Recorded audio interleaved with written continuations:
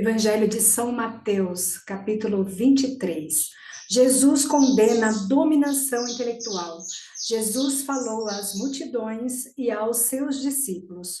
Os doutores da lei, os fariseus, têm autoridade para interpretar a lei de Moisés.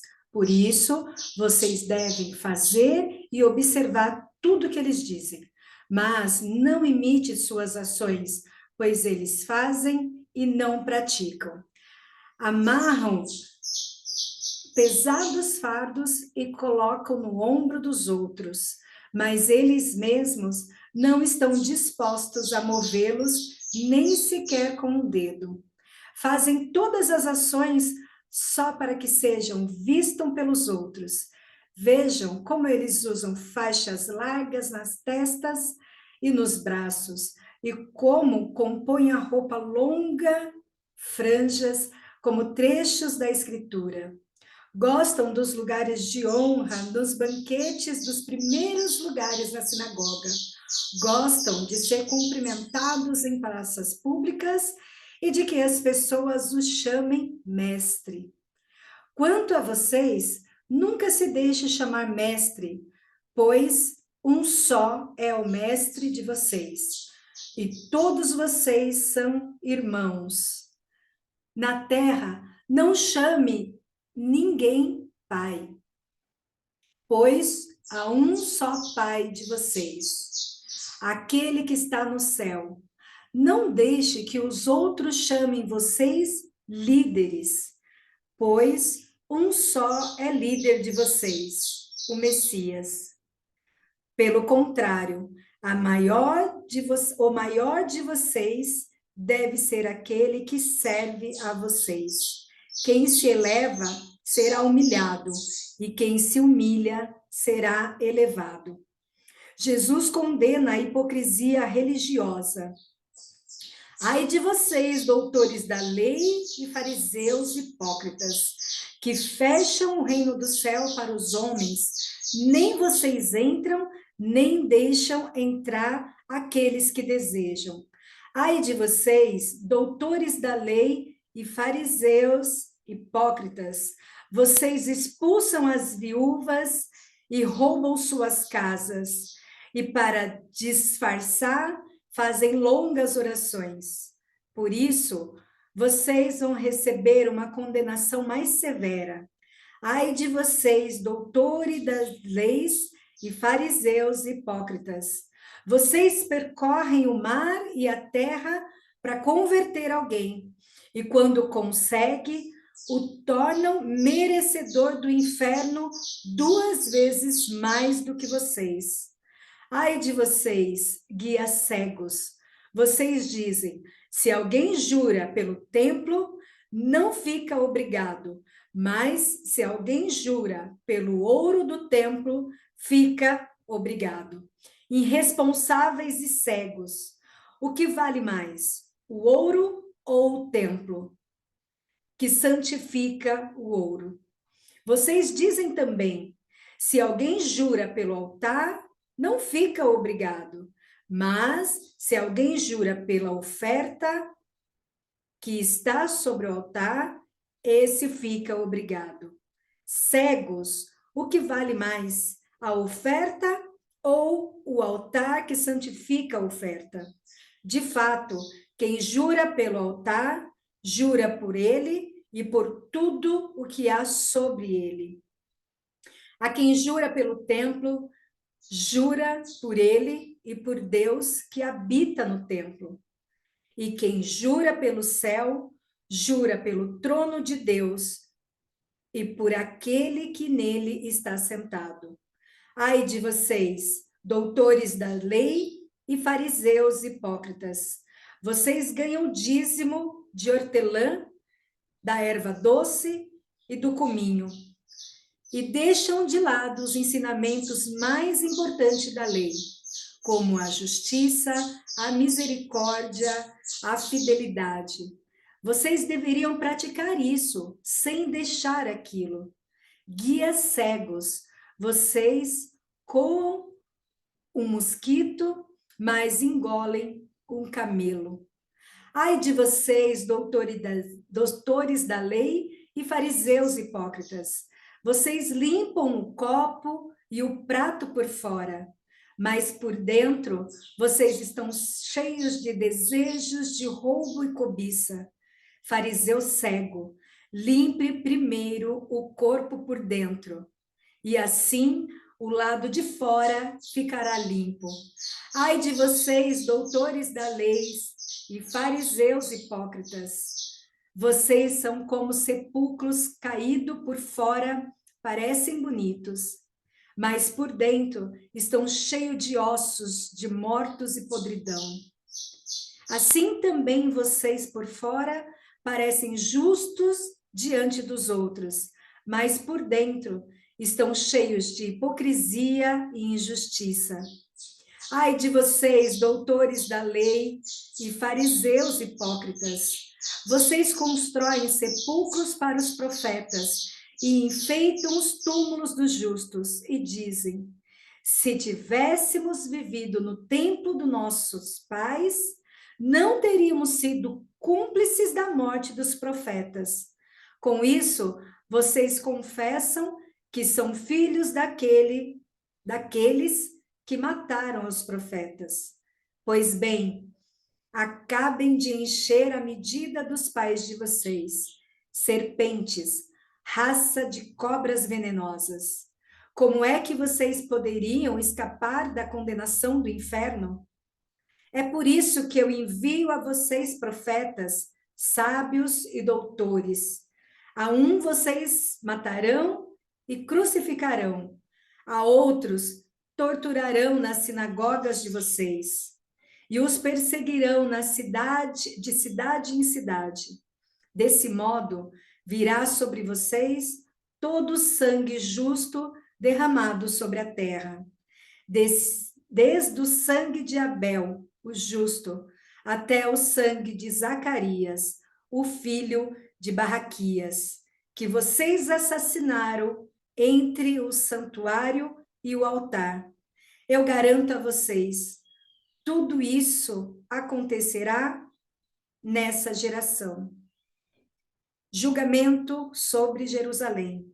Jerusalém, Jerusalém, que mata os profetas e apredeja os que foram enviados a você. Quantas vezes eu quis reunir os seus filhos como galinhas reúne os pintinhos debaixo das asas, mas você não quis. Vejam, a casa de vocês ficará deserta. De fato, eu digo que daqui em diante você não verás mais, até que digam: bendito seja aquele que vem em nome do Senhor. Como sequência, nós vamos fazer agora a leitura de Lucas 20, que é a mesma leitura, porém vista através do olhar de Lucas. Evangelho de São Lucas, capítulo 20. Jesus silencia as autoridades. Num desses dias, Jesus estava no templo ensinando o povo e anunciando a boa notícia.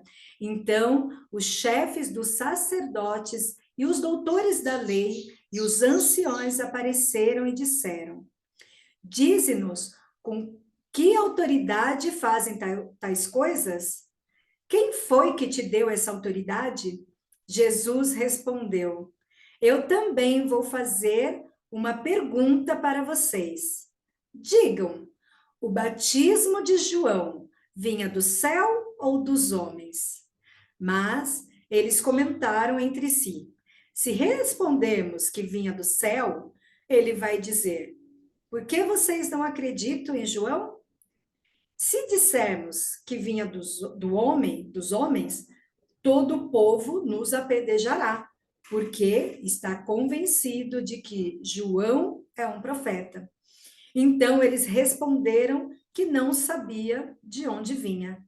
E Jesus disse: pois eu também não vou dizer a vocês com que autoridade faço essas coisas. Jesus acusa as autoridades. Então, Jesus começou a contar ao povo essa parábola.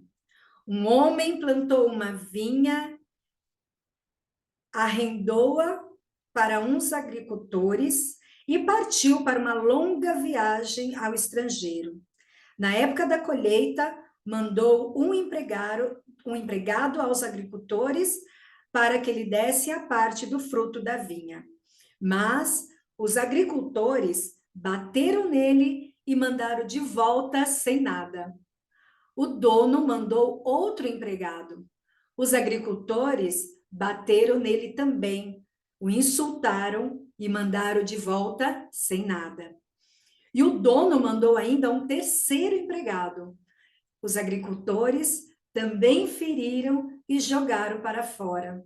Então o dono da vinha disse: o que eu farei? Bom, vou mandar o meu filho querido, talvez eles respeitem.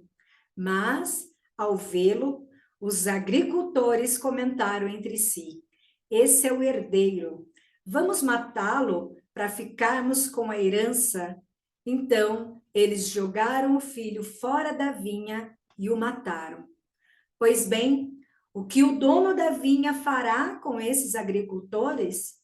Ele virá, destruirá esses agricultores e entregará a vinha a outros. Ouvindo isso, eles disseram: que isso não aconteça. Jesus olhou atentamente para eles e disse: que significa então essa passagem na Escritura? A pedra que os construtores deixaram de lado tornou-se a pedra mais importante? Todo homem que cair sobre a pedra ficará em pedaços, e aquele sobre quem ela cair ficará esmagado. Então, nesse momento, os doutores da lei, os chefes dos sacerdotes, procuraram prender Jesus. Eles tinham entendido muito bem que Jesus havia contado a parábola contra eles, mas ficaram com medo da multidão. O povo pertence a Deus. Os doutores das leis, os chefes dos sacerdotes ficaram à espreita.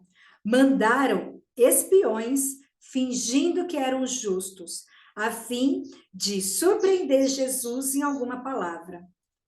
Desse modo, eles poderiam entregá-lo ao poder da autoridade do governador. Os espiões perguntaram a Jesus: Mestre, sabemos que fala e ensinas com retidão. Não levas em conta as aparências, mas ensina de verdade o caminho de Deus. É lícito ou não pagar o tributo a César? Jesus, porém, percebeu a astúcia deles e disse: Mostre-me a moeda. De quem é a figura e a inscrição que está nessa moeda? Eles responderam: de César. Então Jesus disse: pois dê a César o que é de César, e a Deus o que é de Deus. E eles não puderam surpreender a Jesus em nenhuma palavra diante do povo. Admirados com a resposta de Deus, ficaram em silêncio. Deus comprometido com a vida. Os saduceus afirmaram que não existia ressurreição. Alguns deles aproximaram-se de Jesus e lhe propuseram este caso: Mestre, Moisés escreveu para nós: se alguém morrer e deixar a esposa sem filhos, o irmão desse homem deve casar-se com a viúva, a fim de que possa ter filhos em nome do irmão que morreu. Ora, havia 7 irmãos. Primeiro casou e morreu, sem ter filhos. Também o segundo e o terceiro casaram-se com a viúva. E assim os 7. Todos morreram sem deixar filhos. Por fim, morreu também a mulher. E agora, na ressurreição, de quem a mulher vai ser esposa? Todos os 7 se casaram com ela. Jesus respondeu: nessa vida, os homens e as mulheres se casam, mas os que Deus julga digno da ressurreição dos mortos e de participar da vida futura, não se casarão mais, porque não podem mais morrer, pois serão como anjos e serão filhos de Deus, porque ressuscitaram, e que os mortos ressuscitam, Já Moisés indica na passagem da garça, quando chama o Senhor de o Deus de Abraão, o Deus de Isaque, o Deus de Jacó. Deus não é Deus dos mortos, mas de vivos, pois todos vivem para ele. Alguns doutores da lei disseram a Jesus: foi uma boa resposta, mestre. E ninguém mais tinha coragem de perguntar coisa alguma para Jesus. Jesus está acima de Davi. Então Jesus disse a eles: como pode dizer que o Messias é filho de Davi? Pois o próprio Davi diz no livro dos Salmos: o Senhor disse ao meu Senhor: sente-se à minha direita, até que eu ponha seus inimigos como lugar onde você apoia os pés. Portanto, Davi o chamou de Senhor. Como pode, então, o Messias ser filho dele? Jesus condena a dominação intelectual. Todos estavam escutando Jesus e ele disse aos discípulos: tenham cuidado com os doutores da lei. Eles fazem questão de andar com roupas compridas e gostam de ser cumprimentados em praças públicas.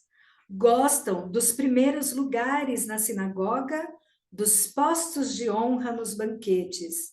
No entanto, exploram as viúvas e roubam as suas casas. E para disfarçar, fazem longas orações. Por isso, eles vão receber condenação severa. Tem um complemento dessas duas leituras, né, desses dois evangelhos, que fica em Lucas 21, 38. De manhã cedo, todo o povo ia ao templo para ouvi-lo. Essa foi a leitura de hoje e nós vamos fazer essa sequência todos os dias. Eu conto com a presença de vocês para que vocês possam aprender a primeiro buscar o reino. Quando vocês entenderem, façam esse esforço, façam esse exercício de primeiro buscar o reino, que todo o resto será acrescentado. Então, esses primeiros exercícios, nessas primeiras horas do dia, é importante para que você possa começar a acessar a sua mente no que é mais importante, que é a sua vida espiritual. Busca primeiro o reino e todo o resto lhe será acrescentado. Bom dia.